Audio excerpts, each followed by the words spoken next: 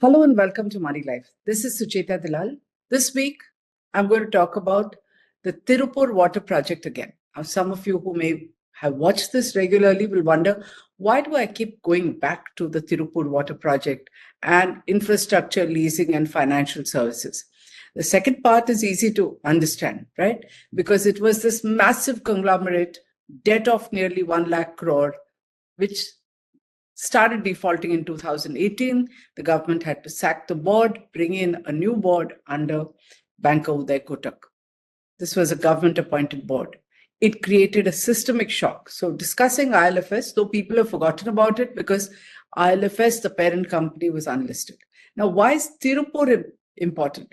Because the Tirupur project, whose name is New Tirupur Area Development Corporation, I'm going to keep calling it the Tirupur project. This was once seen as a unique project to bring water supply to Tamil Nadu's very prosperous hosiery exporting town of Tirupur. Tirupur apparently had everything. They had great houses, lots of money, swank cars, but no water. And they were willing to pay more for water because they had to bring it in tankers. Now, this project was conceived as a unique public-private partnership where this company, Tirupur Project, brings the water, gets a sanction for use, pulling out a certain amount of water, which was going to be distributed to this town. Why are we talking about it now? Because just a few days ago, IL&FS, under the new government-appointed management, has taken Tirupur to court. Tirupur is a part of the IL&FS conglomerate of 347 companies. The case is going to come up for hearing tomorrow. Now, that's 31st Jan.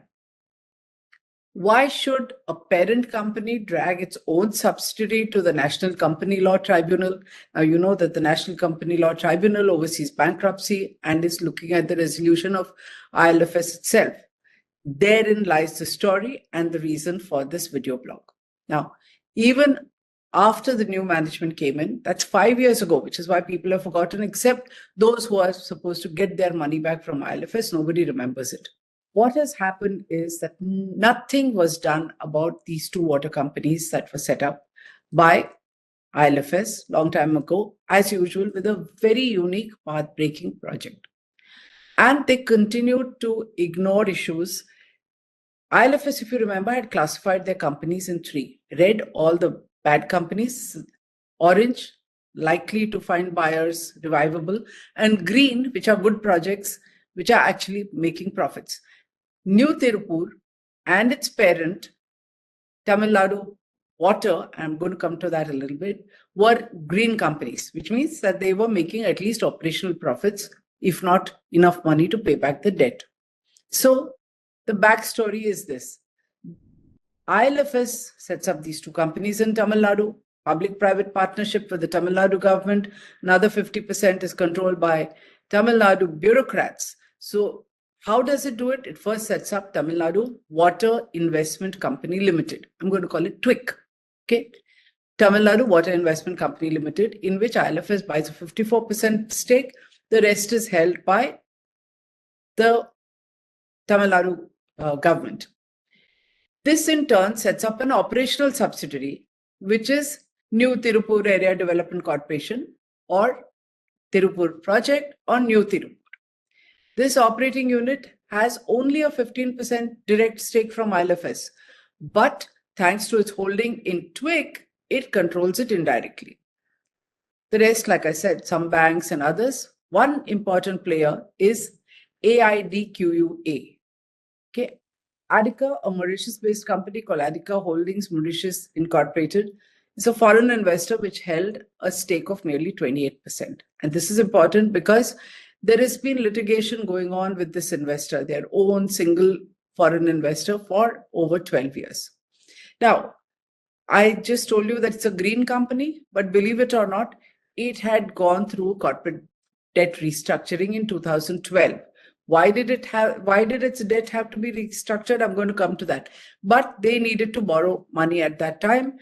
And after two attempts, the third time around, IL&FS, then headed by the late Ravi Parth Sarthi and his clique or cabal, managed to ram through this CDR, which unilaterally reduced various people's holdings. So Adika went to court, went to the Company Law Board, it's now in the Supreme Court, went to NCLT.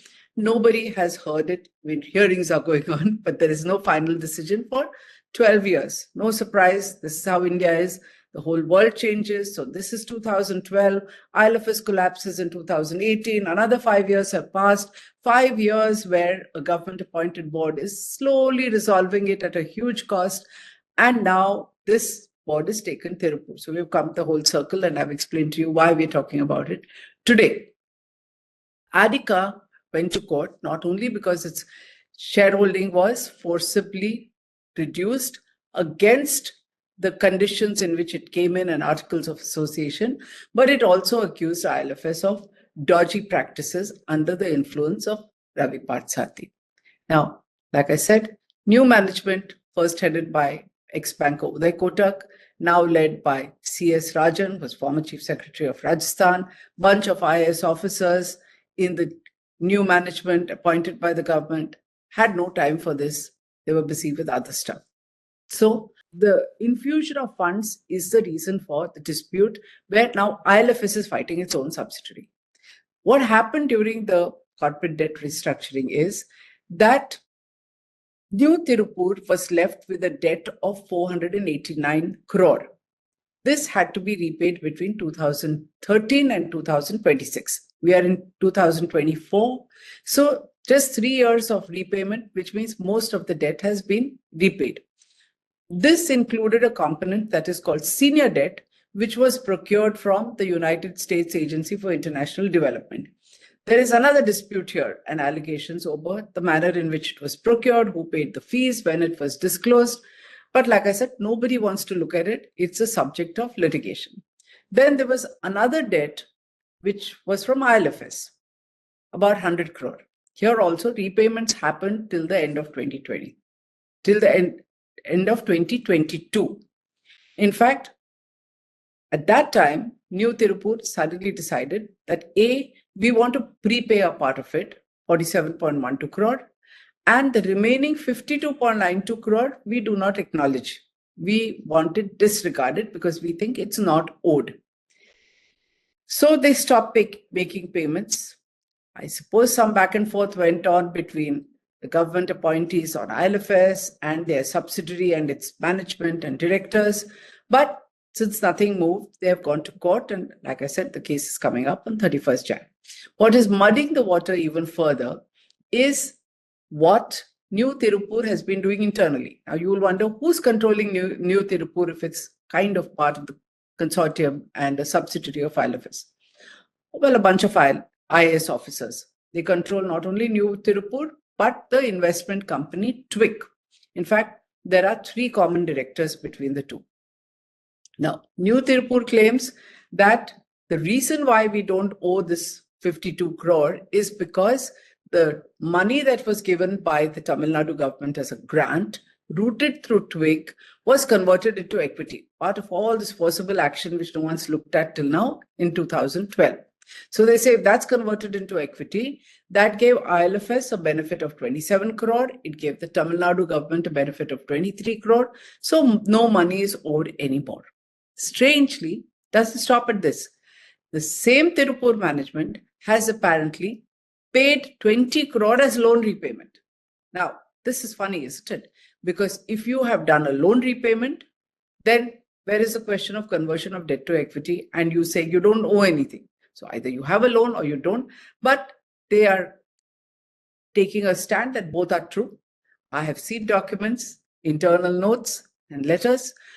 So it's a flip-flop stand, and frankly, as usual, will be probably decided in a court of law because New Tirupur's IAS officers are apparently not listening to the government-appointed IAS officers, retired maybe, and accountants who are in IL&FS. So we are patiently going to wait for a litigation, which may drag on for another 10 years to provide answers. The key here is when Adika Holdings shareholding reduced forcibly from about 27 point something, 28% to 15%, it was not going to keep quiet. So it's gone to court, multiple forums, including the Supreme Court. Now, this is another layer of the drama, because all facts and the stand that is taken by each party is there documented in affidavits and in various courts, including the Supreme Court, which hasn't had time to have hearings in recent times. It's not an important enough issue. Now, to my mind, if the government-appointed committee had paid attention to this green company and ensured that it was profitable, all this would not have happened. There would be no litigation. In fact, I have been trying to point out each time I wrote an article. We have written several articles. Those of you who want to read it can look at them. Take a look at this. Try and settle it. But nobody was interested. Now, there are three common directors. Common chairman, D. Karthikeyan, chairman of both New Tirupur and TWIC, IS officer. Another IS officer, L. Krishnan, on both boards. And then there are nominee directors. So IL&FS government appointees are a bunch of IS officers who have been appointed. One has come from SEBI, one has come from elsewhere, appointed as nominee directors. So when you have the same people on the IL&FS board and the New Tirupur board, don't you wonder how and where these decisions were taken? What happened at the board meetings? What did these directors say when New Tirupur said we're going to stop paying? IL&FS doesn't matter if you're part of the consortium.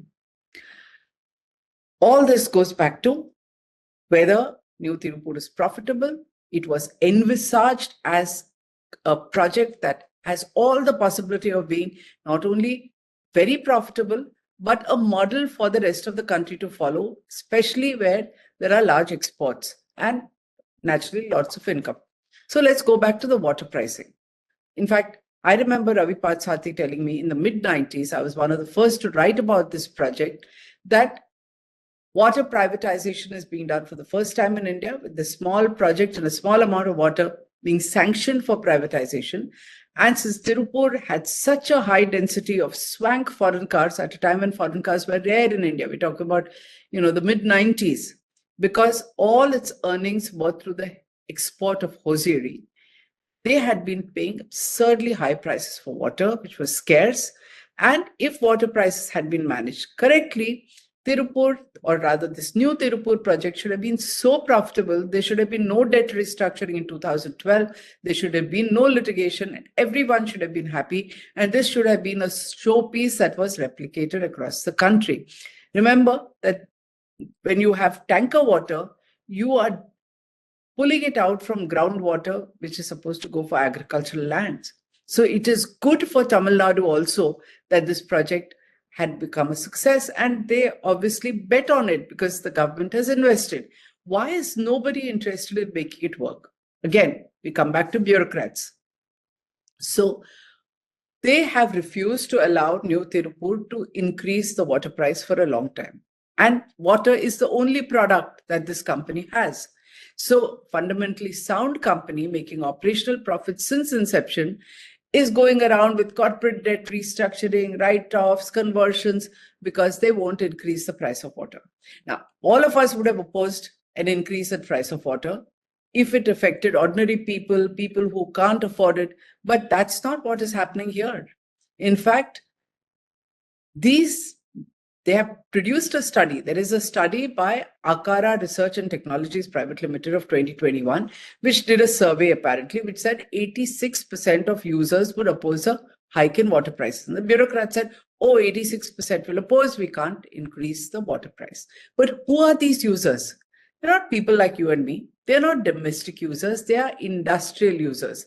Now, what is more surprising? So them saying they won't pay more, it's very natural. Which businessman or which individual wants to say, I will pay more for something when you don't have to pay, or when you can get away with not paying? The key here is that for most users, and these are industrial users, exporters earning export dollars, the price of water cost-wise is just 0.5% to 1% of their total manufacturing cost. Now, if water is important to you and the price is just 0.5% to 1%, you can afford to pay more. And there's no need to go by 86% and what they say. This project was set up purely to benefit them.